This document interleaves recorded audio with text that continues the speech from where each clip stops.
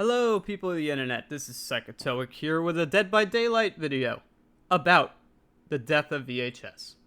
So, as many of you probably know if you follow the competition of Dead by Daylight, or at least what is happening in the realm of asymmetrical horror, VHS has ended. There is no more development. There will not be any more development. The Discord is being shut down. The game is going to close down its servers at a later date. But VHS, as it was, quote unquote, to be the Dead by Daylight killer, is dead. Dead by Daylight has kept going. Now, this is not going to be a video about why did VHS fail. This is actually going to be one of those videos about why VHS existing in the first place was a very big deal for the improvement of Dead by Daylight. Now, if you go and look at one of my older videos, just for some comparison, feel free to link the video down below about why I had quit Dead by Daylight.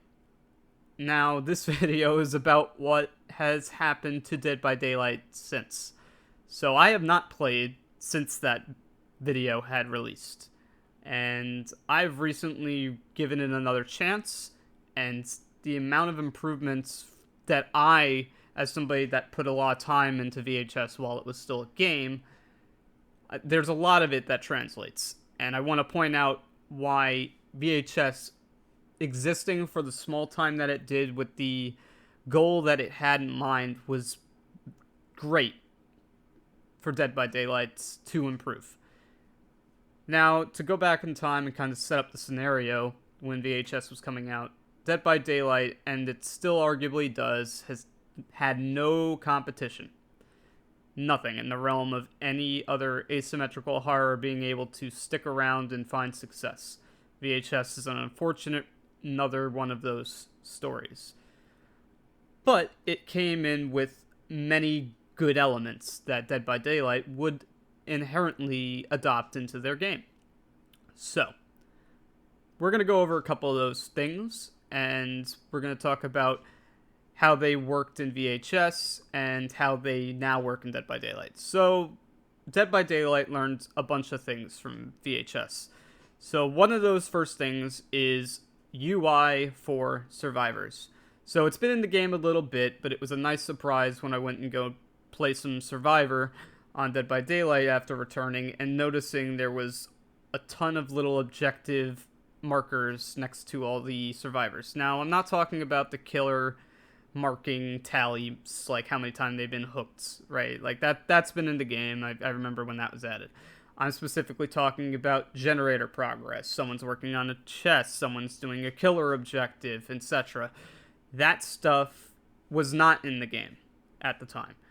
When VHS came out, that was one of the big talking points, is that this is going to be the game that's going to help tie in solo play to be equivalent to team play. Now, obviously, there's always going to be an advantage to communication in a team, but this helps. And the big key thing that people talk about is Swift is so strong and Survive with Friends is so overpowered and you can't even get close to it. It's getting closer. I was actually in a game, I don't have the footage here, but we had 2 gens left, and I saw our one survivor friend on a different generator at 99.9 on the little objective circle, and we were cranking out a gen on the other side of the map, and the second ours popped, boom, he popped it.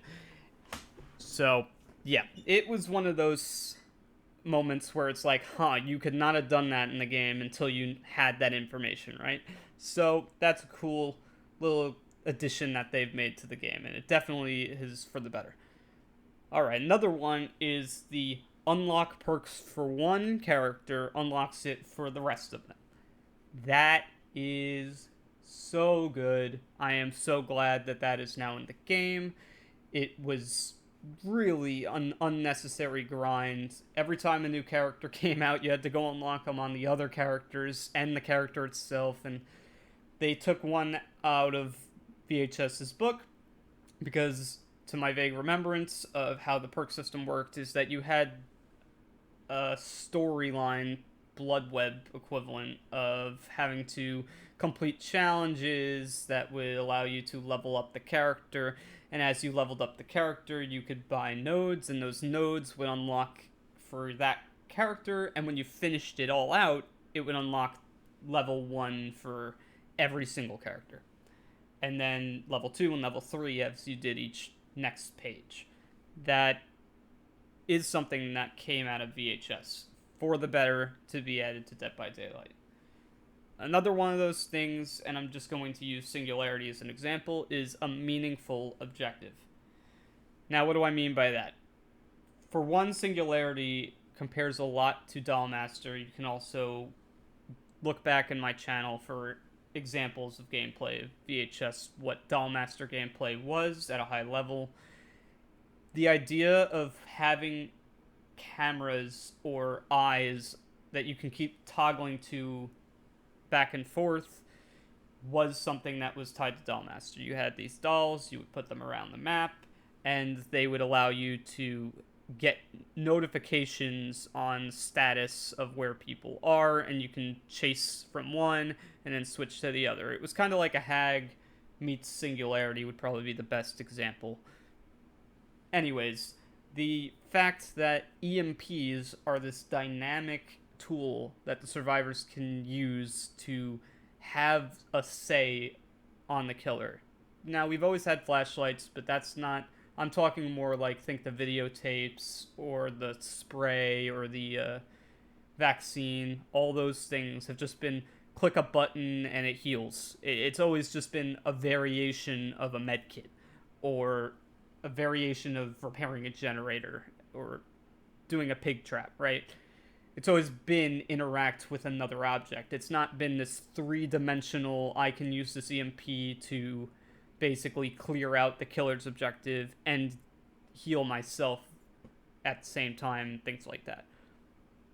Balance aside, that is something that is very closely related to a monster that was in VHS, and also the idea of a weapon, right? That was the big thing with VHS, was it was kill or be killed rather than escape or prevent them from escaping, correct? So the other thing, this is going to be more on the side of Dead by Daylight as a team and behavior, right? So in development, it was always the biggest complaint that, oh, lack of communication's terrible. VHS was pretty good for the beginning before it went south to saying we are done with development, was very good at actively discussing with the community and discussing potential changes and communicating with feedback and all of that.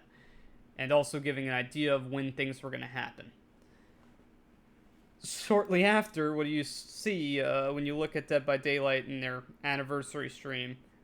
The improvement of communication in the small amount of time since is impressive. The events and a roadmap of when the mid-chapter is going to have a release date and when all the content's going to come out, and their goal to do balance changes to maps, which is not what their old philosophy was. They're ones to quickly change the perk meta up. That is a new behavior.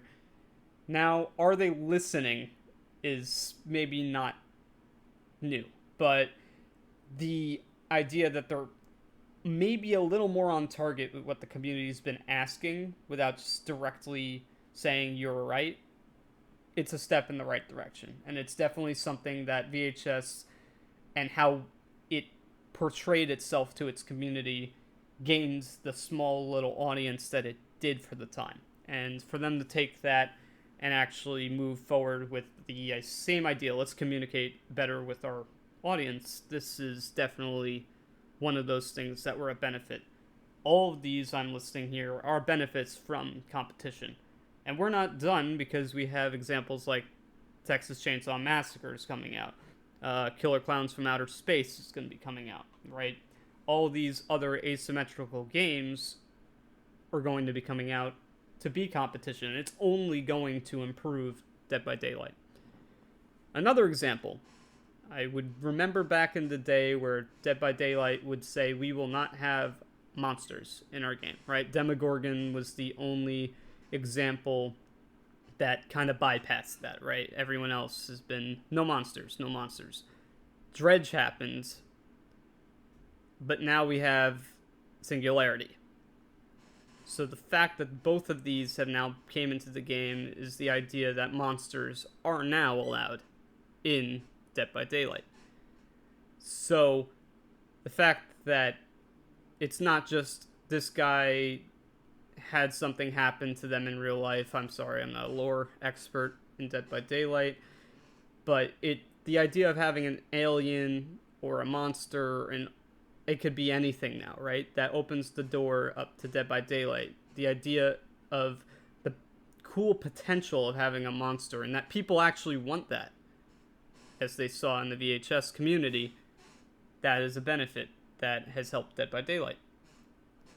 And the other thing is going to be me when I was catching up on patch notes returning to the game, so I wouldn't end up, for example, like the game I've been playing is like in the background here is a meme Deathslinger build. I kind of play with my food, trying to force some one-shot stealth kills. It's basically kick the generator, and they have to either let it regress or risk getting one shot. So it's a fun little build. I recommend it. But returning to the game, a lot has changed, and this is actually my first time on this map. So, making a hit meaningful. So they nerfed the medkit. One of the things that had really, really irritated me when I was frustrated with the game and on my way out was the fact that you would get a hit and, someone would just run away from it after you committed to it for more than you probably should have, and it would just be all undone in like 8 seconds. They nerfed the boon for healing, and then they made the medkits a heals 1 health state, but it takes a lot longer, to the best of my understanding. That is something that VHS had tried to say they would fix, because in VHS the main thing was making a hit meaningful. That when you got a hit, it was actually going to mean something in the long terms of the game. And there was a way to return that one hit, quote unquote, with something called the candy bar, which would return some of your health, because in that game you had a health state, and when your health state went, you were done. So each hit would chip away at that. And while you were on the ground, you would bleed out until someone picked you up. So, making a hit meaningful, the medkit is kind of adapted to this. There's only so many in the world, and it will undo a hit, right? So, that new ideology for a medkit is something that was inherited from VHS, for the better.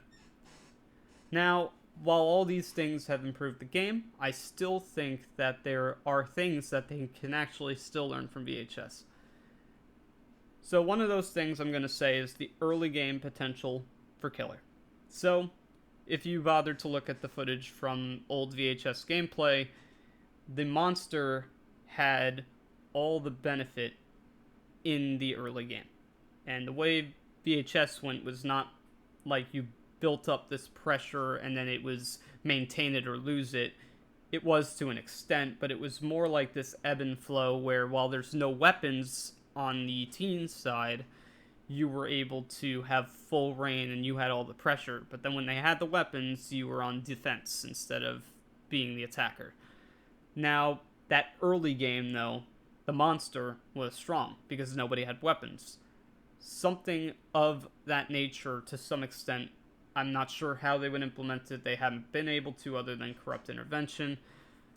Something to help improve the gameplay for Killer experience in the early game, because it feels a lot still when you don't have a strong early game that it might just make or break the game.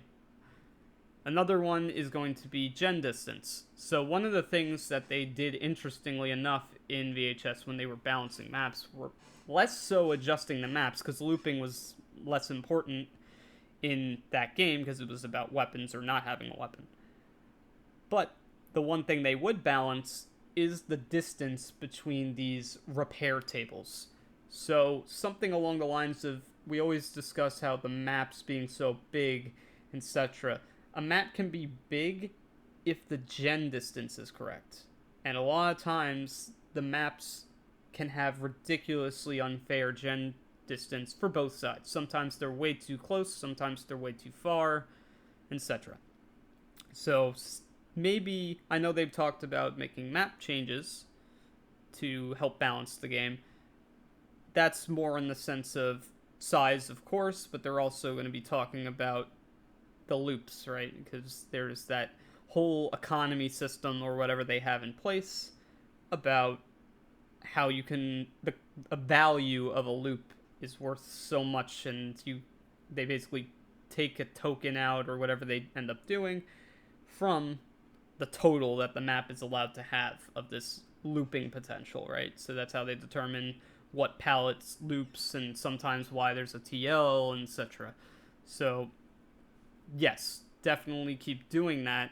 I would also consider the gen distance to be a main factor, because they can shorten the map, but if the gen distance is pretty much the same, it just reduces the resources. It doesn't solve the problem, which there are a lot of killers that have poor movement.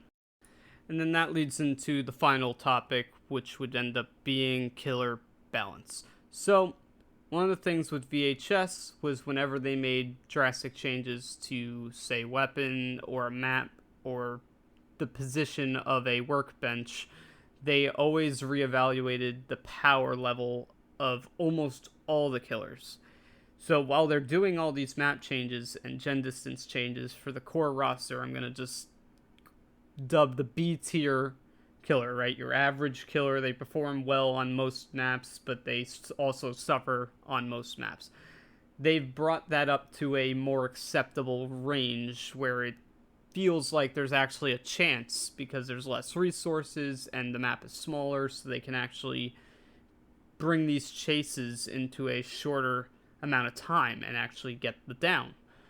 Now, that also means that the strongest killers, such as Nurse, Blight, Spirit, and as a very, very recent, Wesker, are now, they were already performing well, but now they're going to overperform. So this idea of bringing them in line and getting everything resolved needs to now happen as well. Nurse, for example, has been nerfed again and again, and Spirit has been nerfed again and again, and their performance is still a league above the rest of the roster. I would like to see, for Dead by Daylight's success, some streamlined, acceptable range where maybe a killer performs a little bit better than some, or a little worse than some, but they're all pretty much in this acceptable range without being some oddity on the graph, right, of the kill rate. And then we can reevaluate the state of the game when everybody else is in line. So that idea would be very, very useful to be learned from VHS, in the idea that they would constantly reevaluate the augments, which was another thing with VHS, where basically you can have, it's like add-ons, but it was also its own thing. It wasn't like a one-time use. It completely changed how the power would work. So they may be considered to bring add-ons a little bit more in line. For example, the Alchemist's Ring on Blight has been unacceptably too good for an unacceptably long time. And then hopefully we can get to a place where everyone's nice and in this middle ground, and you can kind of just enjoy Dead by Daylight regardless of the match that you get in, Survivor or Killer. That is a Dead by Daylight that I foresee happening with the continued learning of competition. That is all for this video about Dead by Daylight and the aftermath of VHS. Rest in peace. Like and subscribe for more Dead by Daylight content. See you next time.